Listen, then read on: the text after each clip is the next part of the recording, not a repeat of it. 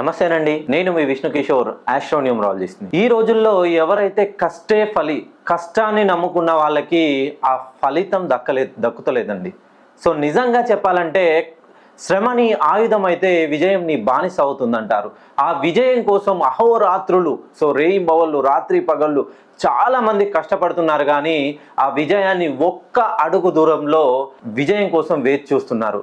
ముఖ్యంగా చెప్పాలంటే ఎవరైతే తులారాశిలో ఇంటికి ప్రథమ సంతానమై ఉన్నారో వాళ్ళు విజయం కోసం ఎన్నో సంవత్సరాలుగా 2016 నుండి 2025 మే వరకు వేచి చూస్తున్నారు. తులారాశి వాళ్ళకి మంచి రైట్ టైం స్టార్ట్ అయింది.